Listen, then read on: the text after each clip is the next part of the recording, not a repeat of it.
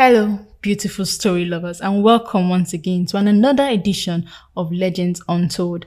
It's your host, Whimsical Amy, and join me as we go to another journey to far Egypt. Now, picture this: you are born into slavery, no rights, no power, no name, nothing that anyone remembers. And then, few years later, you are literally ruling ancient Egypt. Yes. That is what actually happened to a slave girl named Shajar al-Durr, and her story is one to behold.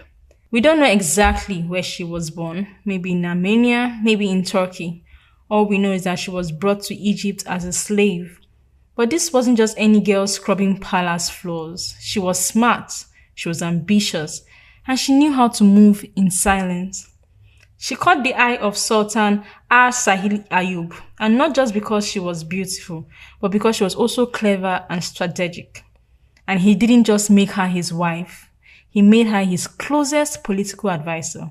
Behind closed doors, she was always running things.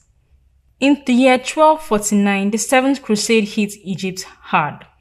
It was led by King Louis IX of France, and it was a full-blown invasion.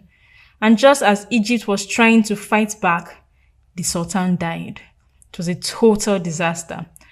But our slave girl, now turned queen, did not let that happen. Shajar kept his death a secret.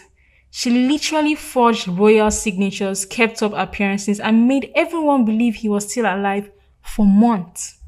Like, imagine the pressure, running a kingdom, faking a whole husband while the enemy is at the gate. And guess what? It worked for a time.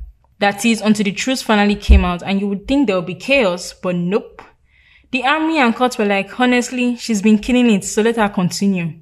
So they made her the Sultan of Egypt, a woman in the 1200s in the Islamic world, ruling alone, totally unheard of.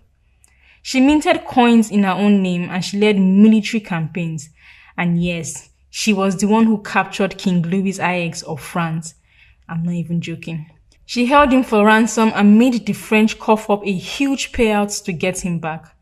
Then she used that same money to rebuild the Egyptian army that they had destroyed. Total queen behavior. But power comes with enemies. Of course, some men were mad and uncomfortable that a woman was in charge. The Abbasid Caliph in Baghdad basically said, nope, men should be the one ruling, not men. So what did she do? She played their game. She married a military leader named Aibak, thinking she could rule through him while keeping control.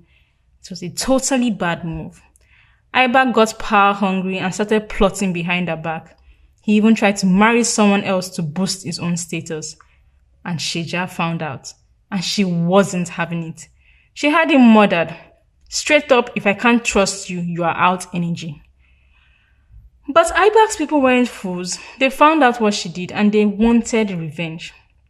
They locked her up, stripped her of everything, and then they had servant women beat her to death with wooden clogs. Humiliating, brutal, and sad.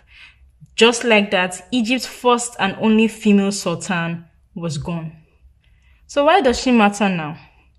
Shajar al-Durr wasn't just a queen. She was a strategist, a survivor, and a straight-up power player in a time when women weren't even allowed to speak in court. She stopped Egypt from falling apart during a crusader invasion. She helped kickstart the Mamluk dynasty, one of the most powerful in Middle Eastern history.